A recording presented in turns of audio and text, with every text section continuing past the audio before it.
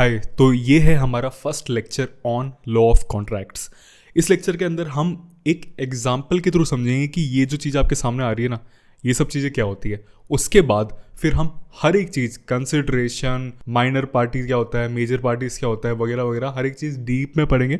But पहले इस lecture के अंदर मैं आपको एक एग्जाम्पल के थ्रू कॉन्ट्रैक्ट्स में क्या क्या चीज़ होती है वो समझा देता हूँ। ओके, सो सबसे पहले हम पढ़ेंगे promise and other things and उसके बाद आगे वाली चीज़ें पढ़ेंगे। सो फॉर एग्जाम्पल, मैं एक मैन हूँ और सामने एक वुमेन है, पर्सन है, कोई भी है। लेट्स से मैं बोलता हूँ सामने वाले पर्सन को कि will you bye my car, और सामने वाला इंसान बोलता है यस। तो जो मैंने बोला will you bye my car, ये था एक ऑफर। ऑफर क्या होता है? जब भी आप किसी को कुछ करने के लिए कहते हो या फिर कुछ ना करने के लिए कहते हो, वो आपका होता है ऑफर। और सामने वाला इंसान जो भी बोलता है, यस बोलता है, तो वो उसकी एक्सेप्टेंस हो जाती है।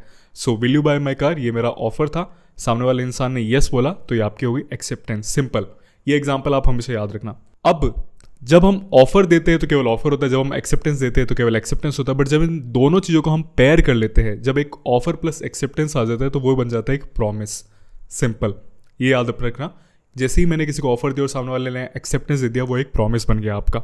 अब हम डेफिनेशन में देख लेते हैं प्रॉमिस की। When the person to whom the offer is made signifies his assent thereto, मतलब जब एक पर्सन जिसको ऑफर दिया जाता है वो अपनी एसेंट सिग्निफाई कर लेता है, this offer is said to be accepted. An offer when accepted becomes a promise. तो जैसे ही आप किसी को कुछ ऑफर दे रहे हो और सामने वाले पर्सन ने उस ऑफर को एक्सेप्ट कर लिया, तो वो जब ऑफर को एक्सेप्ट कर लिया तो वो एक प्रॉमिस बन जाता है। अब ये एक एग्रीमेंट कब बनता है? एक प्रॉमिस एग्रीमेंट कब बनता है? A promise will become an agreement when both sides provide something of value to each other. तो यहाँ पे मैंने अपनी कार बाय करने के लिए सामने वाले इंसान को कहा, सामने वाले इंसान ने कहा यस, बट यहाँ पे कुछ पैसा नहीं दे रहे थे हम। सामने वाले इंसान ने भी कुछ पैसे के बारे में बात नहीं करी, मैंने भी कार तो दी बट मैंने कुछ पैसे के बारे में बात नहीं करी, वगैरह वगैरह। तो केवल मैं सामने वाले इंसान को अपनी कार दे रहा हूँ, बट सामने वाला इंसान कितने में खरीदेगा ये सब बात नहीं हुई है। बट लेट्स से अगर मैं बोलता कि क्या आप मेरी कार 15,000 रुपये में बाई करेंगे, और सामने वाले इंसान बोलता है यस, मैं आपकी कार 15,000 रुपये में बाई करूँगा जो भी, तब आपका बन जाता एक एग्रीमेंट। तो मैं अपनी कार दे रहा हूँ, ये मेरी तरफ से मैं कुछ वैल्यू प्रोवाइड कर रहा हूँ सामने वाले इंसान को। सामने वाले इंसान क्या दे रहा है मेरे कार के बदले? 15,000 रुपये दे रहा है। तो कंसिडरेशन क्या होता है? आप एक दूसरे को क्या प्रोवाइड कर रहे हो। तो मैं अपनी कार सामने वाले इंसान को प्रोवाइड कर रहा हूँ, सामने वाला इंसान अपनी 15,000 रुपये मुझे प्रोवाइड कर रहा है। और जैसे ही एक प्रॉमिस के अंदर कंसिडरेशन आ जाता है, कुछ गिव एंड टेक आ जाता है, तो वो आपका एग्रीमेंट बन जाता है। A promise will become an agreement when both sides provide something of value to each other. Promise agreement बन जाता है जब बोथ साइड कुछ वैल्यू का प्रोवाइड कर रहे होते हैं एक दूसरे को। तो इसमें एक चीज़ आप नोटिस करना, जितने भी एग्रीमेंट्स होंगे ना, वो प्रॉमिस कंटेन करते होंगे। हर एक एग्रीमेंट के अंदर एक प्रॉमिस होगा, but not all promises constitute an agreement unless there is mutuality consideration. But हर एक प्रॉमिस एग्रीमेंट नहीं होगा। उस प्रॉमिस में जब आप कंसिडरेशन ऐड करोगे, कुछ गिव एंड टेक ऐड करोगे, तभी जाके वो कंसिडरेशन होगा, राइट? फॉर एग्जाम्पल, अगर मैं सामने वाले इंसान को बोलता हूँ कि I want to sell you my car, सामने वाला इंसान बोलता है okay I will buy your car, तो ये प्रॉमिस बन गया। मैंने सामने वाले इंसान को एक ऑफर दिया था, उसने एक्सेप्ट कर लिया, प्रॉमिस बन गया। बट ये एग्रीमेंट नहीं है। एग्रीमेंट कब होगा? जब कंसिडरेशन ऐड करी जाएगी। I want to sell you my car for 50,000 rupees, सामने वाला इंसान बोलता है I will buy your car for 50,000 rupees. तो ये प्रॉमिस एक एग्रीमेंट बना। कब बना? जब कंसिडरेशन ऐड करी। So all the agreements contain promises but not all promises constitute an agreement. कब बनेगा एक प्रॉमिस एन एग्रीमेंट? जब यहाँ पे म्यूचुअलिटी हो, कंसिडरेशन हो। चलो, ये सब तो चीज़ें बहुत अच्छी हो गई। अब बात करते हैं कॉन्ट्रैक्ट कब बनेगा आपका। What is a contract? ये बहुत इंपॉर्टेंट चीज़ है और ये समझने में बहुत ईजी है। आप समझ जाओगे अभी और आपकी ज़िंदगी भर आप याद रखोगे। Contract is an agreement enforceable by law. बहुत अजीब सा वर्ड बोल दिया, इन्फोर्सेबल बाय लॉ। इसका मतलब क्या होता है मैं बताता हूँ। इन्फोर्सेबल बाय लॉ का मतलब क्या होता है? So yes, you made an agreement, that's good. आपने एक एग्रीमेंट बनाया, congratulations, but it will be a contract only when all the conditions are fulfilled. कौन सी कंडीशन? जो भी section 10 of Indian contract act के अंदर दी गई है। अब आप बोलोगे सेक्शन 10 क्या होता है? तो section 10 of Indian contract act है, वो ये बताता है कि कौन से एग्रीमेंट्स कॉन्ट्रैक्ट्स हो गए, या फिर एग्रीमेंट्स में क्या क्या चीज़ें होनी चाहिए जब जाके वो कॉन्ट्रैक्ट्स हो गए।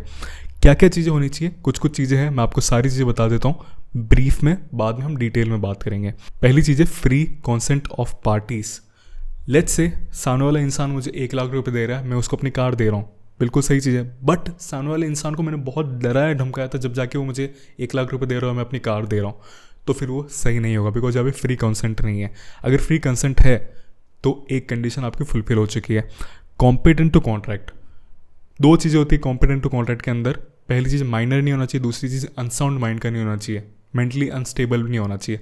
अगर ये दोनों चीज़ें हो रही है तो कॉम्पिटेंट टू कॉन्ट्रैक्ट है। इसके अलावा भी कुछ चीज़ें होती होगी, हम बाद में डिस्कस करेंगे। तीसरी चीज़ है लॉफुल कंसिडरेशन। लेट्स से मैं अपनी कार सामने वाले इंसान को बेच रहा हूँ, सामने वाला इंसान उसके बदले मुझे 1,00,000 का ड्रग्स दे रहा है, कोकेन दे रहा है। तो क्या चीज़ के लिए हम एग्रीमेंट बनाया था? कार बेचने का एग्रीमेंट बिल्कुल सही चीज़ के लिए हमने बनाया था, बट चीज़ें हम एक दूसरे को क्या दे रहे हैं? मैं अपनी कार दे रहा हूँ, सामने वाला इंसान ड्रग्स दे रहा है। तो कंसिडरेशन मतलब जो सामने वाला इंसान मुझे दे रहा है वो वैलिड नहीं है, वो अनलॉफुल है। अगर ऐसा होता है तो जो हमारा एग्रीमेंट है वो कॉन्ट्रैक्ट नहीं बन पाएगा कभी भी। सेकेंड लास्ट चीज़ है लॉफुल ऑब्जेक्ट। अब इस चीज़ को सही तरह से समझना। जो मैंने आपको कार वाला एग्जांपल दिया था उसमें हमारा ऑब्जेक्ट क्या था? कार बेचना। बट लेट्स से मैं अपने दोस्त को मिलता हूँ और मैं कहता हूँ कि यार मुझे मेरे बॉस का मर्डर कराना है, मैं तुझे 1,00,000 दूंगा इसके लिए। तो भले 1,00,000 जो चीज़ है वो बिल्कुल वैलिड है, 1,00,000 is a valid consideration, but हमारा ऑब्जेक्ट क्या है, पर्पस क्या है हमारे कॉन्ट्रैक्ट का? मर्डर कराना। तो मर्डर कराने के लिए मैं कॉन्ट्रैक्ट कर रहा हूँ, तो वो सही चीज़ नहीं होगी, वो अनलॉफुल ऑब्जेक्ट होगा, इसलिए वो ये कंडीशन फुलफिल नहीं करेगा, राइट? तो आप जो भी एग्रीमेंट कर रहे हो ना वो लॉफुल चीज़ के लिए होना चाहिए, लॉफुल पर्पस होना चाहिए उसके लिए।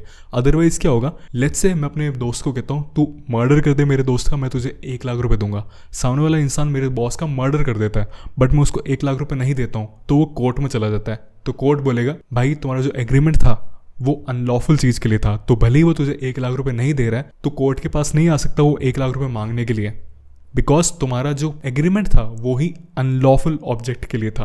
तो आपका जो ऑब्जेक्ट है, जिस चीज़ के लिए जो पर्पस है आपका एग्रीमेंट का, वो भी लॉफुल होना चाहिए हमेशा। अब लास्ट चीज़ है are not expressively declared to be void. So Indian contract act के अंदर क्या है, 5-6 तरह के एग्रीमेंट्स बता रखे। वो एग्रीमेंट्स अगर आपने कर लिए ना तो फिर बाय डिफॉल्ट वो वॉइड हो जाएगा, वो एग्रीमेंट कभी कॉन्ट्रैक्ट बन ही नहीं पाएगा। मतलब इंडियन कॉन्ट्रैक्ट एक्ट ने स्पेसिफिकली 5-6 बता रखे हैं एग्रीमेंट्स कि ये एग्रीमेंट्स आपको कभी नहीं करने, ये अगर आपने करे तो फिर आपका एग्रीमेंट वॉइड हो जाएगा और वो कभी कॉन्ट्रैक्ट नहीं बन पाएगा। एग्जाम्पल मैं आपको देता हूँ। लेट्स से मैं किसी को अपना घर बेचता हूँ ये कहते हुए कि मैं तेरे को अपना घर बेच रहा हूँ बट तू 1 साल तक मेरे खिलाफ कोई केस फाइल नहीं करेगा। तो यहाँ पे एग्रीमेंट क्या है? एग्रीमेंट है कि तू मेरे खिलाफ कभी कोई केस फाइल नहीं करेगा, तो ये चीज़ वैलिड नहीं होगी, ये एग्रीमेंट वॉइड हो जाएगा, बिकॉज यहाँ पे मैं किसी को रोक रहा हूँ मेरे खिलाफ केस फाइल करने के लिए। उसी तरह से लेट्स से मैं सामने वाले इंसान को कहता हूँ कि मैं तेरे को 1,00,000 दे रहा हूँ तो कभी शादी नहीं करेगा, अगेन ये चीज़ भी वॉइड हो जाएगी। तो ये कुछ चीज़ें हैं जो इंडियन कॉन्ट्रैक्ट एक्ट ने खुद ने बोल रखा है कि इस तरह के एग्रीमेंट्स आप नहीं कर सकते। अगर ये 5 चीज़ें और भी कुछ चीज़ें मैं बताऊंगा, इन 5 के अलावा भी 1-2 चीज़ें हैं जो मैं आपको आगे बताऊंगा, वो चीज़ें हो रही है तो फिर आपका एग्रीमेंट बिल्कुल वैलिड होगा, वो एक कॉन्ट्रैक्ट बन जाएगा। अब मैं आपको थोड़ा सा और डीप में जाके बता देता हूँ। कॉम्पिटेंट टू कॉन्ट्रैक्ट मैंने आपको बता दिया, फ्री कंसेंट मैंने आपको बता दिया, कंसिडरेशन मैंने आपको बता दिया, intention to create legal relations भी होना चाहिए। अब intention to create legal relations भले ही सेक्शन 10 के अंदर नहीं दिया गया, बट ये ऐसी चीज़ें जो सेल्फ एक्सप्लेनेटरी है, जो आपको समझ आ जानी चाहिए बाय डिफ़ॉल्ट ही। इसका मतलब मैं समझाता हूँ।